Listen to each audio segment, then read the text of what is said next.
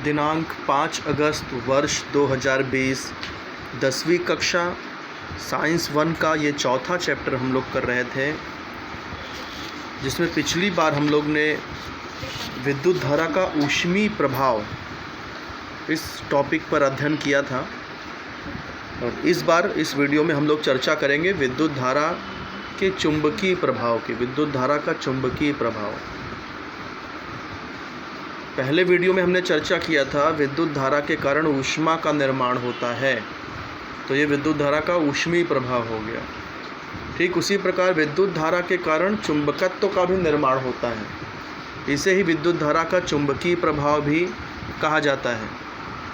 इसे समझने के लिए आइए ये प्रयोग हम लोग देखते हैं। यहाँ पर देखिए, ये एक बैटरी है, ये इसका धनात्मक सिरा, ये ऋणात्मक सिरा, और धनात्मक और ऋणात्मक सिरे को एक तार से जोड़ा गया है। बीच में एक कुंजी यानी कि स्विच लगाई गई है। अब करना क्या है, सबसे पहले तो स्विच ऑफ कर दो। स्विच ऑफ करने के बाद ये जो चुंबकीय सुई है इसकी दिशा हम लोग देखेंगे। तो आप जानते हैं चुंबकीय सुई की दिशा हमेशा उत्तर और दक्षिणी ध्रुव की दिशा की तरफ ही होता है, उत्तर और दक्षिण दिशा। जो इसका उत्तरी ध्रुव होगा वो उत्तर दिशा में होगा, जो दक्षिणी ध्रुव यानी साउथ वाला जो पोल है वो दक्षिण दिशा की तरफ होगा स्विच ऑफ रखने पर। अब जैसे ही आप इसको स्विच ऑन करोगे, विद्युत धारा का प्रवाह शुरू हो जाएगा। यहाँ पर एरो मार्क से दिख रहा है।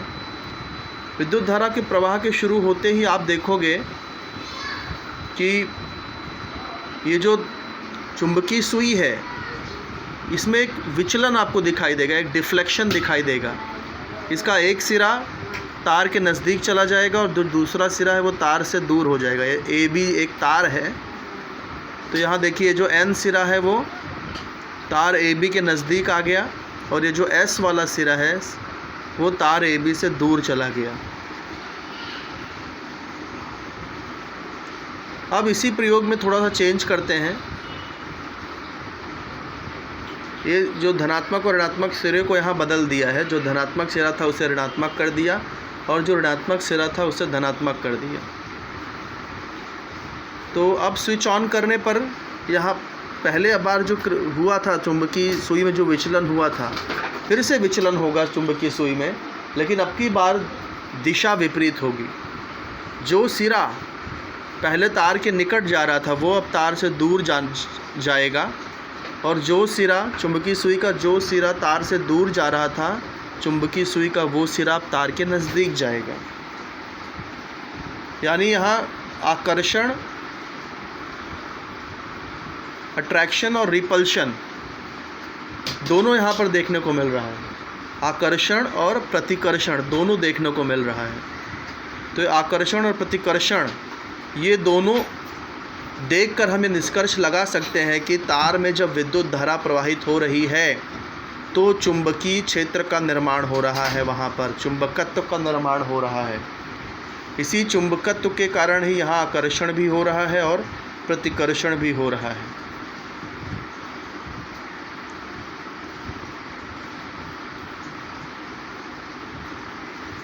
तो यहाँ पर इस प्रयोग से सिद्ध होता है कि जब विद्युत धारा प्रवाहित होती है तो वहाँ पर चुंबकीय प्रभाव भी उत्पन्न होता है। और ये जो विद्युत धारा की दिशा है, ये चुंबकत्व की जो दिशा है, चुंबकीय प्रभाव की जो दिशा है वो विद्युत धारा की दिशा पर निर्भर करता है। यहाँ पर हमने विद्युत धारा की दिशा को बदला, तो आप देखिए चुंबकीय सुई का विचलन की दिशा भी बदल गई। तो इससे सिद्ध होता है कि विद्युत धारा की दिशा और विद्युत धारा के कारण उत्पन्न चुंबकीय क्षेत्र की दिशा, इन दोनों में भी आपस में गहरा संबंध है। तो वैज्ञानिकों का परिचय यहाँ पर ओमिट किया गया है। आप अपनी जानकारी के लिए इसे पढ़ सकते हैं, लेकिन परीक्षा में इससे संबंधित नहीं पूछा जाएगा कुछ भी। तो इस प्रयोग से सिद्ध हो गया कि विद्युत धारा प्रवाहित होती है तो चुंबकत्व का निर्माण होता है। अब हम लोग आगे देखेंगे कि ये जो चुंबकत्व का निर्माण हुआ है, चुंबकीय क्षेत्र का जो निर्माण हुआ है, उसकी दिशा कैसे होती है, दिशा कैसे पहचाना जाए, यानी उसका आकार कैसा होता है। पहले आकार देखेंगे, दिशा के बारे में बाद में चर्चा करेंगे कि विद्युत धारा के कारण जो चुंबकीय क्षेत्र का निर्माण हो रहा है उसकी उसका आकार कैसे पहचाना जाए। तो इसके लिए एक छोटा सा प्रयोग है। जहाँ एक तांबे का तार है और ये एक गत्ता है, फुट्टा जिसे कहते हैं। ये एक गत्ता है, गत्ते के आर पार बीच में छेद करके एक तांबे का तार इस तरह से व्यवस्थित किया गया है। फिर इसी तांबे के तार को में प्रतिरोध जोड़ा गया है। प्रतिरोध चल प्रतिरोध है। चल प्रतिरोध विद्युत धारा नियंत्रित करने के लिए लगाया जाता है, विद्युत धारा करंट को कंट्रोल किया जा सके, इसलिए चल प्रतिरोध लगाया जाता है। उसके बाद अमीटर लगा हुआ है। अमीटर जो विद्युत धारा का परिमाण है वो बताने के लिए अमीटर होता है, यानी विद्युत धारा के मापन के लिए अमीटर का उपयोग होता है। तो बैटरी के धनात्मक सिरे से अमीटर चल प्रतिरोध को इस तांबे के तार से जोड़ा गया है। ऋणात्मक सिरे से ये कुंजी जोड़ी गई है, स्विच जोड़ा गया है और उस स्विच को फिर इस तांबे के तार से जोड़ा गया है। अब इसको स्विच ऑन किया है और यहाँ पर ये गत्ते पर अलग अलग स्थान पर चुंबकीय सुई हम लोग रख करके देखेंगे। चुंबकीय सुई हम लोग अलग अलग स्थान पर रखेंगे तो उसकी दिशा धीरे धीरे चेंज होती जाएगी। जैसे जैसे उसकी दिशा चेंज होती जाएगी पेंसिल से उसको मार्किंग करते जाएंगे हम लोग। तो इस चुंबकीय सुई के आधार पर पेंसिल से ये मार्किंग करने पर हम पाएंगे कि ये जो चुंबकीय क्षेत्र है इसका जो आकार है ये एक समकेंद्रीय वृत्त की तरह से है। जैसे ये एक वृत्त है, इसका केंद्र ये यहाँ पर है, ये दूसरा वृत्त थोड़ा और बड़ा लेकिन केंद्र अब भी वही है, तीसरा वृत्त और बड़ा लेकिन केंद्र अब भी वही है। देखिए, यानी समकेंद्र, एक ही केंद्र वाले वृत्त यहाँ मिल रहे हैं। तो इससे ये बात सिद्ध हो रही है कि चालक में जब विद्युत धारा प्रवाहित हो रही हो तो जो चुंबकीय क्षेत्र होते हैं वो एक केंद्रीय समकेंद्रीय वृत्त के आकार में होते हैं। देखिए, समकेंद्रीय वृत्त, जैसे जैसे आप तार से दूर होते जाएंगे वैसे वैसे इन वृत्त की दूरियां भी बढ़ते जाएंगी। तार से नज़दीक आने पर ये वृत्त नज़दीक रहेंगे, सघन रहेंगे, निकट रहेंगे। तो वृत्त की सघनता ये दर्शाती है कि वहाँ पर चुंबकीय प्रभाव अधिक है, और वृत्त की विरलता यानी वृत्त का दूर दूर होना ये दर्शाता है कि वहाँ पर चुंबकीय प्रभाव कम है। अब यहाँ हमने चुंबकीय सुई रखा है, इसके स्थान पर लोहे का बुरादा भी यदि हम रखें और इस गत्ते को यदि धीरे धीरे हम थपथपाएँ, इसको धीरे धीरे थपकी दें, थपथपाएँ, तो क्या होगा, तो ये जो लोहे का बुरादा है ये भी एक वृत्त के आकार में ही व्यवस्थित हो जाएगा।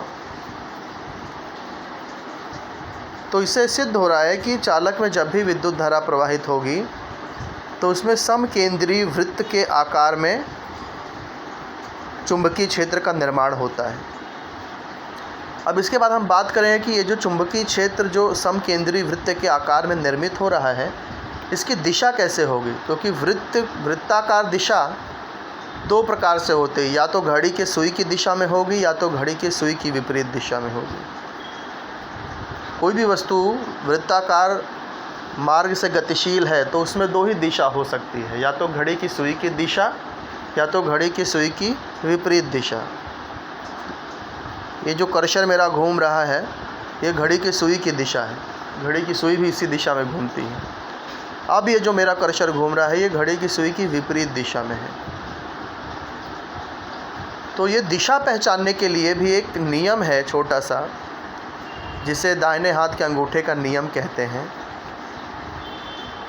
तो ये आ गया दाहिने हाथ के अंगूठे का नियम। दाहिने हाथ के अंगूठे के नियम का उपयोग करके हम इस बात का पता लगा सकते हैं कि दिए गए चालक में चुंबकीय क्षेत्र की दिशा घड़ी की सुई की दिशा में होगी या उसकी विपरीत दिशा में होगी।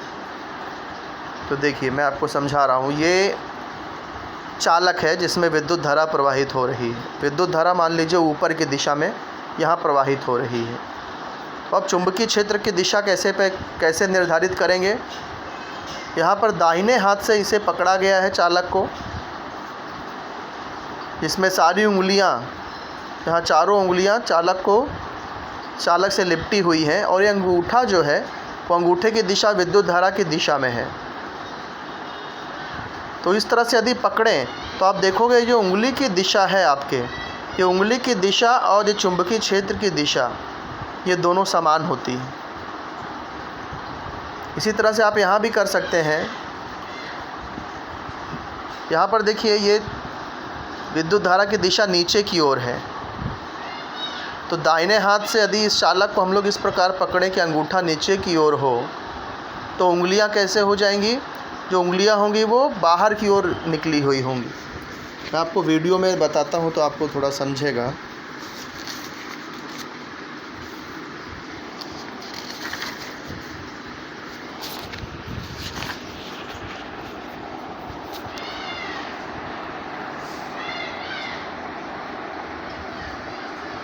जैसे ये चित्र देखिए, अब यहाँ पर ये जो विद्युत धारा है नीचे की ओर आ रही है, तो दाहिने हाथ हमको ऐसा रखना है कि अंगूठा नीचे की ओर हो, क्योंकि विद्युत धारा यहाँ नीचे की ओर है, तो हमारा अंगूठा भी नीचे की ओर होना चाहिए। दाहिने हाथ से ही करना है ये, तो अंगूठा नीचे की ओर है। तो आप देखोगे कि ये जो उंगली है वो उंगली की दिशा हमारी ओर आ रही है, हमारी ओर। अंगूठा नीचे रखने पे उंगली की दिशा हमारी ओर आती है, ये इस तरह से हमारी ओर आती है। तो यहाँ पर देखिए एरो जो यहाँ पर बनाया गया है वो भी कैसे ही बना रहा है, हमारी ओर ही आएगा। यानी ये जो दिशा है ये घड़ी की सुई की दिशा हो गई है, घड़ी की सुई इसी दिशा में घूमती है। और ये जो उदाहरण यहाँ बताया गया है इसमें विद्युत धारा ऊपर की ओर है। विद्युत धारा ऊपर की ओर यदि रखेंगे तो यहाँ जो उंगली होगी, जो चार उंगलियाँ हैं, ये इस तरह से बन रहा है, यानी कि ये घड़ी की सुई की विपरीत दिशा में हो रहा है। तो ये जो उंगलियों की दिशा चालक को दाहिने हाथ से पकड़ने पर, अंगूठा विद्युत धारा की दिशा में रखने पर, ये जो चार उंगलियों की दिशा होती है, इन चार उंगलियों की दिशा, ये चार उंगलियों की दिशा ही दर्शाती है चुंबकीय क्षेत्र की दिशा। तो इस तरह से दाहिने हाथ के अंगूठे के नियम से किसी चालक में विद्युत धारा प्रवाहित हो रही हो तो उसमें चुंबकीय क्षेत्र की दिशा का निर्धारण किया जा सकता है। देखिए यहाँ पर नियम लिखा गया है, आप लोग अच्छे से अंडरलाइन कर लो। देखिए यहाँ से नियम है, दाहिने हाथ के अंगूठे का नियम। ऐसी कल्पना कीजिए कि सीधे विद्युत चालक को अपने दाहिने हाथों से इस प्रकार पकड़ा है कि अंगूठा विद्युत धारा की दिशा में तार पर स्थित है। अब आप अपनी उंगलियों से तार को घेरो, तो उंगलियों की दिशा ही चुंबकीय क्षेत्र की बल रेखाओं की दिशा है।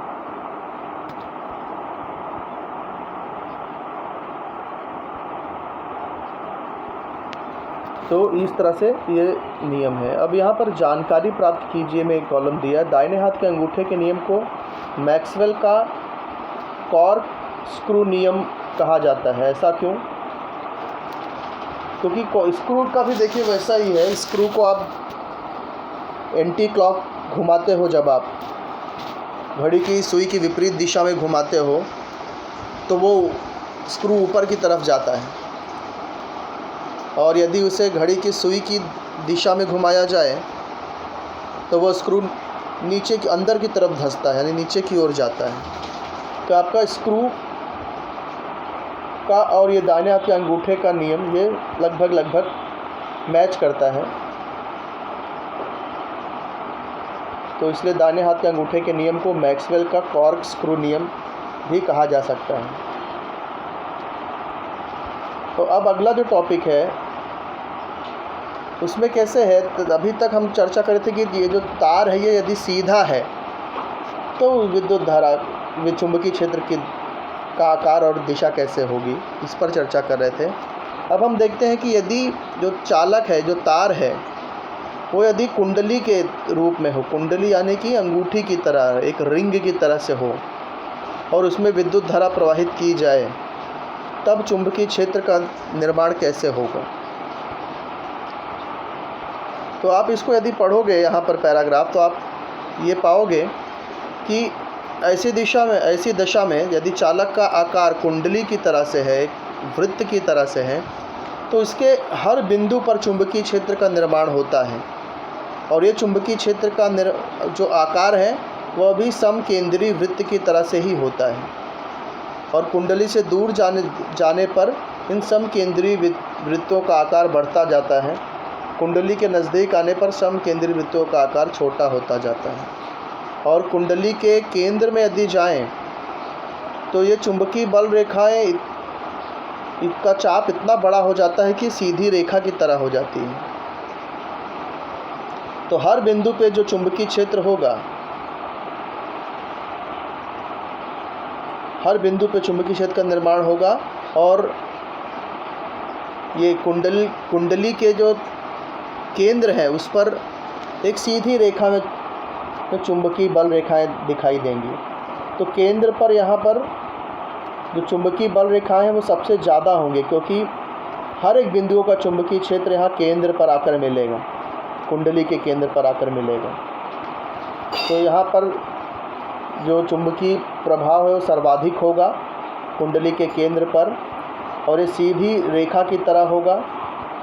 इसका एक सिरा उत्तरी ध्रुव, दूसरा सिरा दक्षिणी ध्रुव होगा। तो यही सारी बातें यहाँ पर भी देखिए लिखी गई हैं।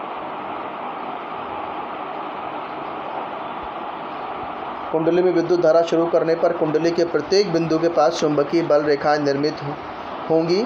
हम जैसे जैसे उनसे दूर जाएंगे वैसे वैसे चुंबकीय बल रेखाओं के समकेंद्रीय वृत्त बड़े होते जाएंगे।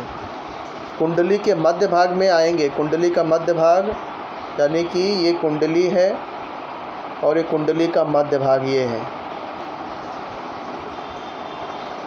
तो कुंडली के मध्य भाग में आएंगे तब वृत्त इतने बड़े हो जाएंगे कि उनका चाप सरल रेखा में दर्शाया जा सकेगा। वृत्त बड़ा हो जाता है, वृत्त बड़ा जब होता है तो उसका जो चाप होता है वो चाप का टुकड़ा एक सीधी रेखा की तरह दिखाई देता है थोड़ा थोड़ा। तो यहाँ पर कुंडली के केंद्र पर ये चुंबकीय बल रेखाओं का वृत्त इतना बड़ा हो जाता है कि केंद्र पर वो जो वृत्त है वो सीधी रेखा की तरह दिखाई देता है। वही बात यहाँ पर हो रही है।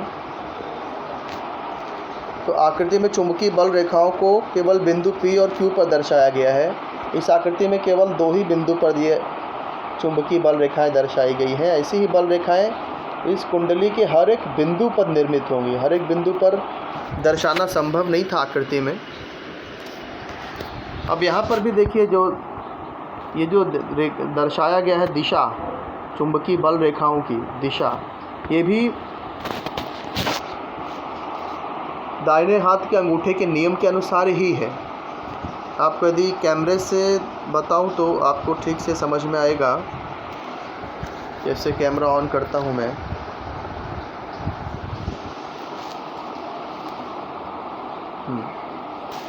यहाँ पर देखिए ये वाले भाग में विद्युत धारा ऊपर की ओर जा रही है और इसके बाद विद्युत धारा नीचे की ओर आ रही है। तो अगर इस वाले पार्ट में अगर चुंबकीय क्षेत्र की दिशा देखना है तो दाहिने हाथ के अंगूठे को आप ऊपर की डायरेक्शन में रखना पड़ेगा, क्योंकि विद्युत धारा ऊपर है। तो दाहिने हाथ के अंगूठे को यदि ऊपर की ओर रखें तो जो अंगूठी, ये जो उंगलियां हैं, 4 उंगलियां, ये घड़ी की सुई की विपरीत दिशा में दिखाई देंगी। तो इसलिए यहाँ पर देखिए ये जो एरो है, चुंबकीय क्षेत्र का ये जो एरो है, ये घड़ी की सुई की विपरीत दिशा में दर्शाया गया है। ऐसे यहाँ पर देखिए विद्युत धारा नीचे की ओर आ रही है, तो दाहिने हाथ का अंगूठा आपको नीचे की ओर रखने पर आपको ये इस तरह से दिखाई देगा। उंगली आपकी इस तरह से दिखाई देगी, यानी ये घड़ी की सुई की दिशा में है। इसलिए देखिए यहाँ पर ये जो एरो दर्शाया गया है ये घड़ी की सुई की दिशा में है।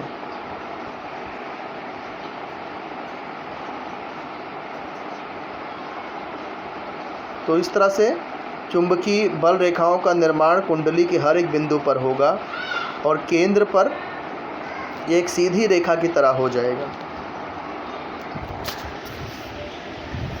तो आइए आगे बढ़ते हैं।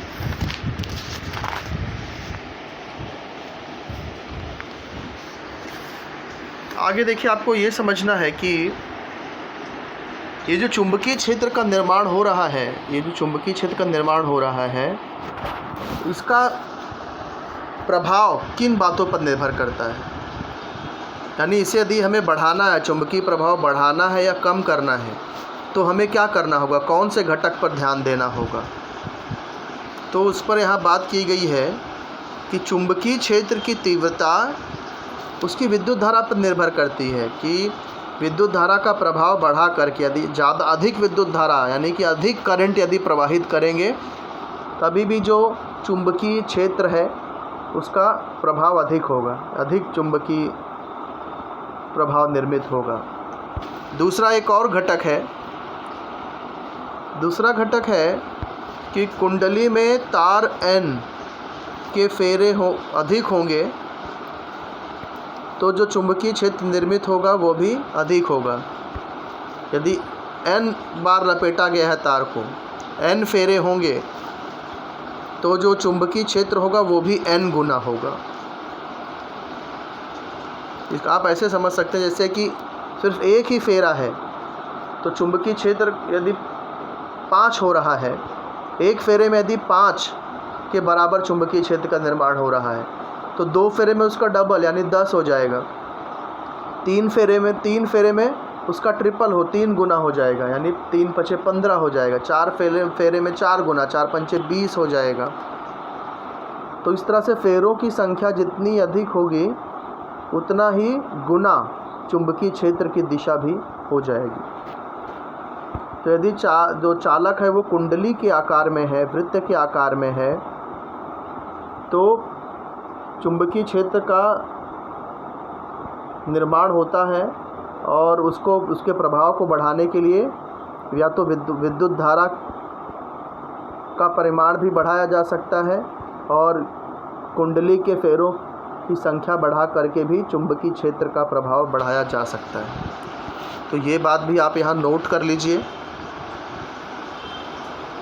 कि चुंबकीय क्षेत्र का निर्माण प्रवाहित होने वाली विद्युत धारा पर तथा कुंडली के फेरों की संख्या पर निर्भर होता है। तो अब अगला टॉपिक, परिनालिका में से प्रवाहित होने वाली विद्युत धारा तथा निर्माण होने वाला चुंबकीय क्षेत्र।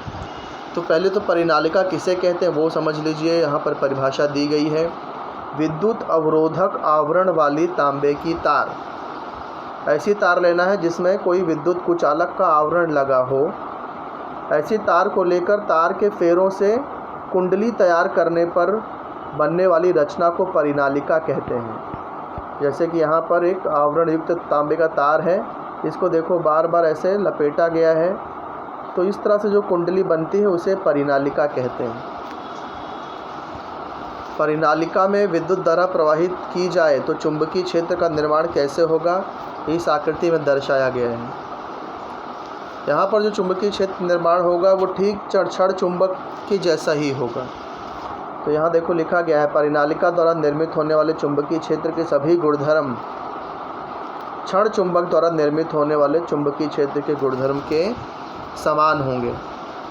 यहाँ पर परिनालिका का एक सिरा उत्तरी ध्रुव और दूसरा सिरा दक्षिणी ध्रुव के रूप में काम करता है।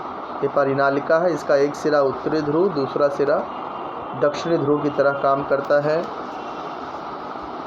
परिनालिका की चुंबकीय बल रेखाएं परस्पर समांतर होंगी। ये जितनी भी बल रेखाएं हैं देखिए समांतर हैं, ये प्रतिच्छेदित नहीं करती हैं। और ये तीसरा आखिरी कंक्लूजन कि चुंबकीय क्षेत्र की तीव्रता परिनालिका के अंतर्भाग में सर्वत्र समान होती है, अर्थात परिनालिका के अंदर चुंबकीय क्षेत्र एक समान होता है। ये जो परिनालिका का अंदर का भाग है वहाँ चुंबकीय क्षेत्र समान होता है, जबकि बाहर यदि आप जाएंगे तो क्या होगा, जैसे जैसे आप नज़दीक आएंगे चुंबकीय प्रभाव बढ़ता जाएगा, जैसे जैसे दूर जाएंगे चुंबकीय प्रभाव कम होता जाएगा। लेकिन परिनालिका के केंद्र में आप कहीं भी लेफ़्ट से राइट कहीं पर भी जाओ, सब जगह चुंबकीय प्रभाव एक समान होता है। तो परिनालिका की परिभाषा, फिर परिनालिका में जो चुंबकीय क्षेत्र है वो क्षण चुंबक के चुंबकीय क्षेत्र की तरह ही होते हैं। परिनालिका का एक सिरा उत्तरी ध्रुव और दूसरा दक्षिणी ध्रुव होता है, और परिनालिका के आंतरिक भाग में जो चुंबकीय क्षेत्र की तीव्रता है वो एक समान होती है। तो ये इतने टॉपिक आपको पढ़ने हैं। फिर से देखिए क्या क्या हमने इस प्रयोग द्वारा हमने देखा कि विद्युत धारा के कारण चुंबकीय क्षेत्र का भी निर्माण होता है, और हमने इस प्रयोग से ये भी देखा कि विद्युत धारा की दिशा और चुंबकीय क्षेत्र की दिशा, इन दोनों का आपस में संबंध है। इसके बाद में हमने देखा कि विद्युत धारा प्रवाहित होने पर जो चुंबकीय क्षेत्र बनता है उसका आकार एक समकेंद्रीय वृत्त की तरह से होता है, और इसकी दिशा दाहिने हाथ के अंगूठे के नियम से निर्धारित की जा सकती है। फिर चालक यदि कुंडली के आकार का हो तब उसमें विद्युत चुंबकीय क्षेत्र का निर्माण किस प्रकार से होता है, ये हमने सीखा। फिर सोलेनॉइड में किसे कहते हैं और उसमें चुंबकीय क्षेत्र का निर्माण किस प्रकार से होता है, ये हमने सीखा। तो इस वीडियो में इतना ही। इसका आप अच्छे से अभ्यास करिए।